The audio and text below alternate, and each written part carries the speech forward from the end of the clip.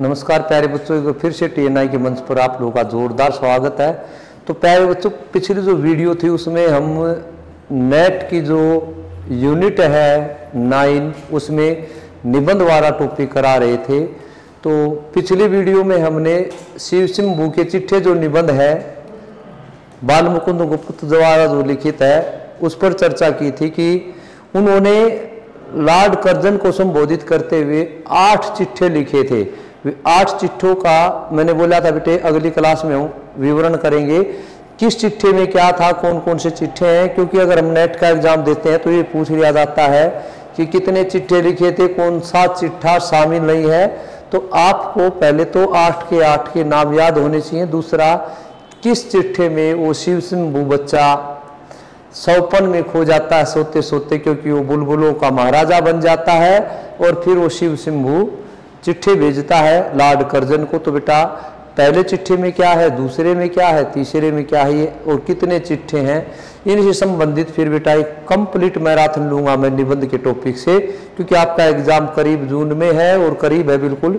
तो बेटा फटाफट इसको सिलेबस को कवर कराने की कोशिश करेंगे जितना भी होगा। तो बढ़ते बेटा, शिव शंभू का चिट्ठा जो निबंध है उसमें पहला चिट्ठा जब शिव शंभू ने लिखा लॉर्ड कर्जन को संबोधित करते हुए तो उसका नाम है बनाम लॉर्ड कर्जन, अर्थात बनाम लॉर्ड कर्जन। ये जो लिखा इन्होंने, तो इसमें देखिएगा पूछा जाता है कि भी इसमें क्या कहने की कोशिश कर रहा है। यहाँ पर वैसे तो कहते बाल मुकुंद गुप्त रहे हैं, लेकिन शिव शंभू जो बच्चा है उसके माध्यम से वो कहलाने की कोशिश कर रहे हैं। तो शिव शंभू सोता हुआ एक सौपन देखता है। तो वहां पर देखिएगा बेटे, लॉर्ड कर्जन जब यहाँ के वायसराय बन के आए तो उस समय के बारे में बताते हुए कह रहे हैं, बालक शिव शंभू बुलबुलों को पकड़ने की अनेक तरह से मन में कामना करता है, कल्पना करता है और अंत में वो सो जाता है। जैसे लेटा लेटा बच्चा अलग अलग तरह की सोचता है, उसके मन में तरह तरह की सोच उत्पन्न होती है, भावनाएं, तो बुलबुलों को पकड़ने की कोशिश करता है और अंत में उसको नींद आ जाती है। यही से निबंध शुरू होता है बेटा। और उसको सारा संसार बुलबुल में लगता है, सोए हुए को सारे संसार में बुलबुले बुलबुले तैरते दिखाई देते हैं। वह अपने आप को संसार का महाराज मान लेता है कि मैं इस संसार का महाराजा हूं। भी सोता हुआ इंसान उसको कोई भी सौपन आ सकता है, तो इसमें कोई गलत बात भी नहीं है। तो फिर देखिएगा यहां से इसी तरह से गुप्त जी लॉर्ड कर्जन को व्यंग करते हुए कहते हैं, लॉर्ड कर्जन को, क्योंकि ये जो निबंध है ये व्यंग्यात्मक निबंध है, व्यंग कसा गया लॉर्ड कर्जन के उसके अत्याचारों पर, उसकी जो बुराइयां हैं, वो जो विनाश की तरफ लेके जा रहा था अपने देश को। तो वहां पर व्यंग करते हुए क्या कह रहे हैं कि भी आप पूरे 5 साल भारत के वायसराय रहे, क्योंकि वो एक बार वायसराय रहे थे, उसके बाद दोबारा बन के आए थे, कि आप ये बताइएगा पूरे के पूरे 5 साल भारत के वायसराय रहे हैं। इन 5 सालों में आपने भारत के लिए कौन कौन से अच्छे कार्य किए हैं, जरा उन कार्यों को गिनवाइए। अगर गिनवाने की बात आती है तो आप गिनवा नहीं पाओगे, क्योंकि आप 2 ही अच्छे कार्य गिनवाने की कोशिश करोगे। तो देखिएगा बेटे क्या कह रहा है कि आपने इस प्रजा के लिए कोई अच्छा कार्य भी किया है या बुलबुलों की तरह सपने ही दिखाए हैं, बुलबुलों की तरह सपने दिखाए हैं या सपने देखे हैं, या कोई अच्छा कार्य भी आपने किया है। एक तो आपने 2 महान कार्य किए हैं। एक तो है कि भी आपने विक्टोरिया मेमोरियल बनवाया, क्योंकि महारानी विक्टोरिया की याद में एक तो विक्टोरिया मेमोरियल बनवाया आपने, एक दूसरा आपने दरबार का आयोजन किया। इनको छोड़कर आपने कोई भी अच्छे कार्य नहीं किए। ये व्यंग कर रहा है। देखिएगा कि एक तो आपने विक्टोरिया मेमोरियल हॉल बनवाया तथा दूसरा दिल्ली में दरबार का आयोजन कराया। इनसे भारतीयों को कोई फायदा नहीं हुआ। आपने जो ये 2 काम करवाए हैं इनसे भारतीयों को कोई फायदा नहीं हुआ, क्योंकि जो विक्टोरिया हॉल है वो अमीर आदमियों की, अमीर व्यक्तियों के काम की चीज है, भारतीयों से इससे कोई फायदा नहीं होगा और गरीब जनता को इससे कोई फायदा नहीं हुआ। दूसरा, आपने जो दिल्ली में दरबार का आयोजन कराया था, दरबार का आयोजन में कौन सी सामग्री आपने कहां से लेकर आए, हाथी कहां से आए हुए थे, ये सब हमको सारा पता है। फिर भी आपने इस आयोजन का इसका आयोजन क्यों किया? क्योंकि आप दिखावा करना चाहते थे हम इतने महान हैं। तो देखिए कितना बढ़िया व्यंग किया है। आपने दरबार के लिए जो जुलूस निकाला था उसमें हाथी सभी उधार के थे। भी आपने उस दरबार का आयोजन किया और जुलूस निकाला, उसमें जो आप हाथी लेकर आए थे हमें पता है वो उधार के थे। कि कौन सी वस्तु कहां से उधार मंगाई थी, इस दिखावे का क्या फायदा, हमें सारा पता है कि आपने कौन सी वस्तु कहां से उधार मंगाई, फिर क्यों दिखावा किया आपने। आगे बढ़ते बेटे, याद रखना शिव शंभू आपको चिट्ठा भेज रहा है। लॉर्ड कर्जन को संबोधित करते हुए और चेताना चाहता है शिव शंभू कि भी याद रखना ये शिव शंभू आपको जो चिट्ठा भेज रहा है कि अगर आपको दोबारा वायसराय बनाया जाए, कि दोबारा वायसराय बनाने की चर्चा चल रही थी लॉर्ड कर्जन की, अगर आप दोबारा वायसराय बन के आते हो तो देश के बारे में कुछ सोचना, इसकी कुछ भलाई करने की सोचना, कुछ इस देश के बारे में अच्छा करने की सोचना, ऐसा नहीं जैसा आपका पहले का कार्यकाल रहा है कि एक भी अच्छा काम ना करो। पहली बात तो हम ये उम्मीद करते हैं कि आप दोबारा वायसराय ना बनाए जाएं, और अगर आप दोबारा वायसराय बनाए जाते हैं तो कुछ अच्छे काम करने की सोचनी है आपको। जैसे देखो ये कह रहा है कि पहले वाले कार्य मत करना, अपनी जिंदगी में लॉर्ड रिपन से कुछ सीखो। जो लॉर्ड रिपन थे उनसे कुछ सीखो। इस महान व्यक्ति से उसकी मूर्ति की तरफ इशारा करते हुए कहते हैं कि इसने भारतीयों के लिए अच्छे काम किए, अच्छे कानून बनाए देश हित के लिए। दूसरा जो 1958 में महारानी का जो घोषणा पत्र था, जब वो भारत की राज्य राजेश्वरी बनी थी, उसका जो घोषणा पत्र था उससे सीखिए। उनको दुनिया याद करती है क्योंकि अच्छे कामों के लिए जाने जाते हैं। तो आप भी कुछ सीखिए, अगर दोबारा आप वायसराय बन के आते हो तो अच्छे कार्य करिए। अगला जो बेटा चिट्ठा है उसमें कहता है श्रीमान का स्वागत है, क्योंकि वायसराय को भारतीय नहीं चाहते थे कि भी लॉर्ड कर्जन दोबारा वायसराय बन के आए, लेकिन कह रहा है कि भी होनी को कौन टाल सकता है, आप दोबारा वायसराय बन गए। तो बेटा अब दोबारा जब वायसराय बने तो वहां पर दूसरा जो टाइटल है वो कह रहा है दूसरे चिट्ठी के माध्यम से, श्रीमान आपका इस भारत देश की भूमि पर पुनः स्वागत है, क्योंकि आप दोबारा वायसराय बन गए। तो देखिए होनी अटल होती उसको कौन टाल सकता है, कोई भी नहीं चाहता था कि आप दोबारा वायसराय बने, लेकिन होनी जो है वो होकर रहती है, वो अटल होती है और वो नहीं टली और आप दोबारा वायसराय बन गए, जबकि हम भारतीय नहीं चाहते थे। अब देखिएगा भारतीयों की किस्मत ही खराब है, लेकिन आप याद रखना हम भारतीयों ने अनेक राजाओं महाराजाओं का जीवन देखा है, उसके बाद चेता रहे हैं वायसराय को, कर्जन को, कि इस चीज को याद रखना, हम जो भारतीय हैं, भारत की जनता है, हमने अनेक राजा महाराजाओं का जीवन काल देखा है, चाहे उसमें चंद्रगुप्त हो, अकबर हो, जयचंद्र हो, पृथ्वीराज चौहान हो, औरंगजेब हो, अलग अलग का शासन देखा है। लेकिन इस धरती को, इस भारत देश को वो खुद मिटाना चाहते थे, फिर भी वो हमारा कुछ नहीं बिगाड़ पाए, चाहे आपके राज कलाई क्यों ना हो, अच्छे गवर्नर माने जाते हैं बेटा। याद रखना वो सब यहाँ से एक एक करके चले गए, ये धरती यही रह गई, ये भारतीय ये संस्कृति है, ये एज इट इज रही भाई।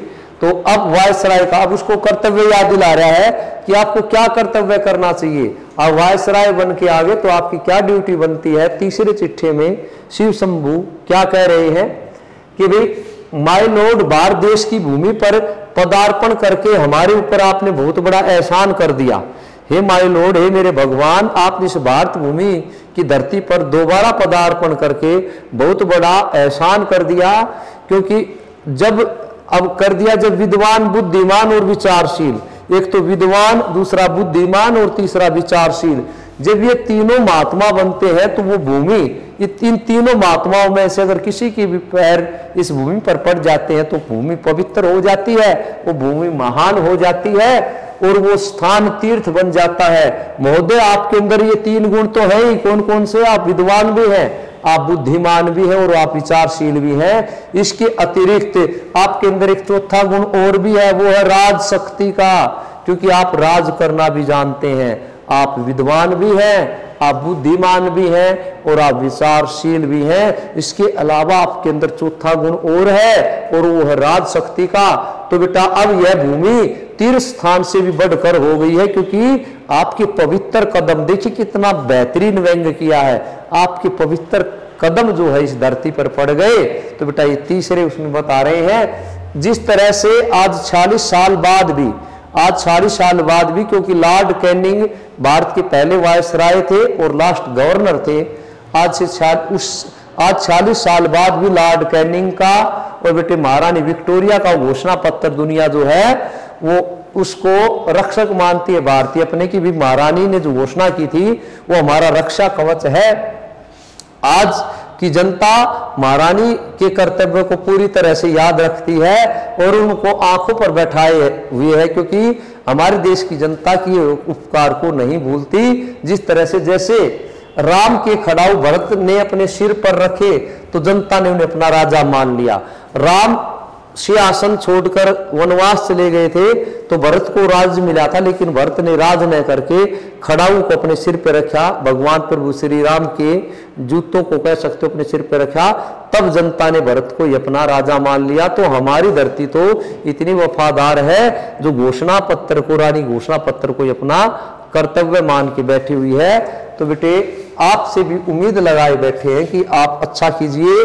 अब यूं कह रहा पीछे मत फेंकिए। पीछे मत फेंकने का मतलब है कि इस देश को, इस जनता को पीछे की तरफ मत लेके जाइएगा। हमारा कुछ विकास करो, हमारे देश के बारे में कुछ अलग से सोचो, कुछ नया करो।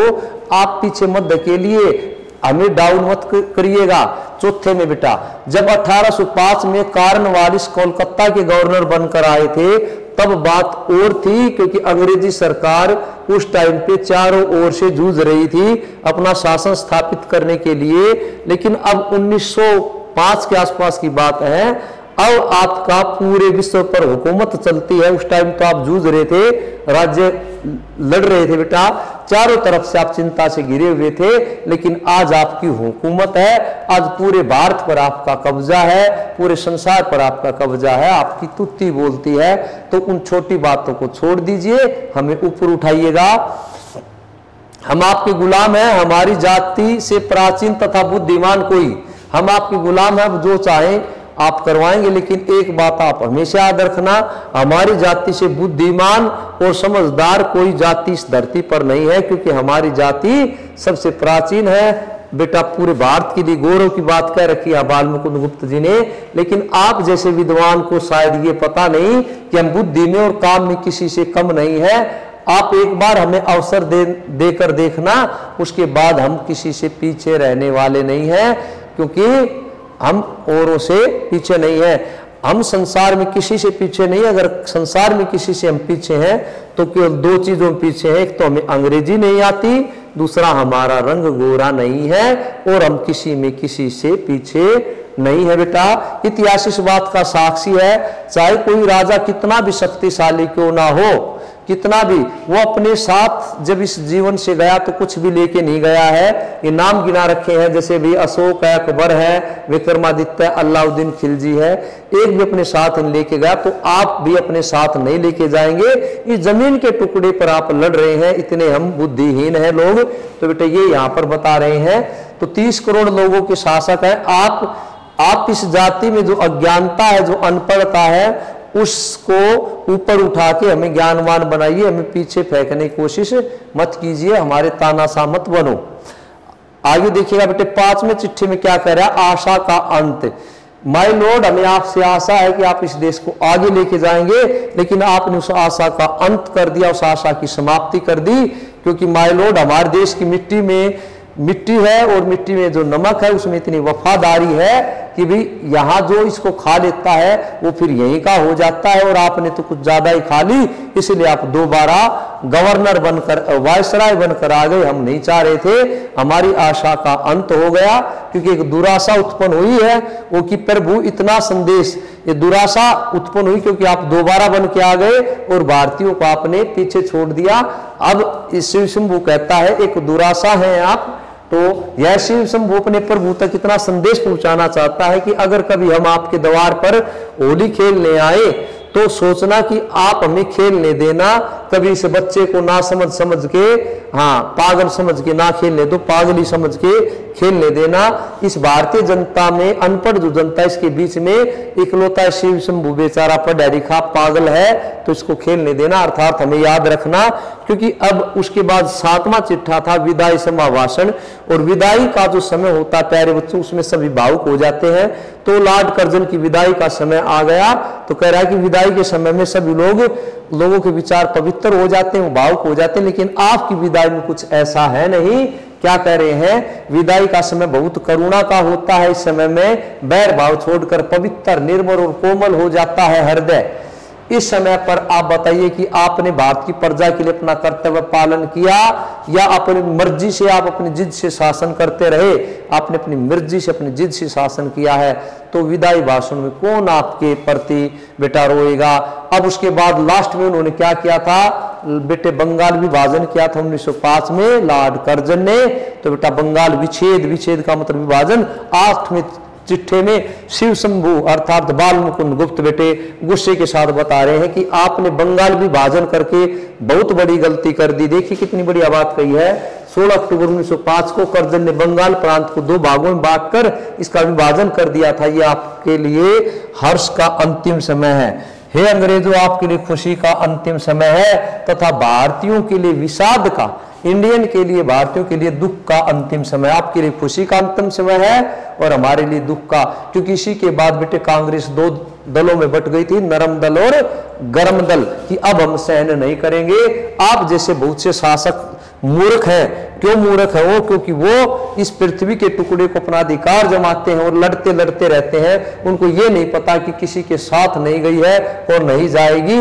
एक चक्रवर्ती सम्राट हुए हैं जो बेटा वो भी इसको अपने साथ नहीं ले जा सके, कुछ समय तक शासन किया, फिर वो चले गए। इसलिए जो भी शासक है वो यहाँ पर अस्थायी रूप से, आप तो बिल्कुल अस्थायी परमानेंट यहाँ के थोड़ी है, चक्रवर्ती वैसे ही चले गए, तो तुम्हारी तो औकात क्या है। तो बेटे ये था आपका निबंध शिव शंभू का चिट्ठा। अगले में हम अगले निबंध के साथ फिर हाजिर होंगे।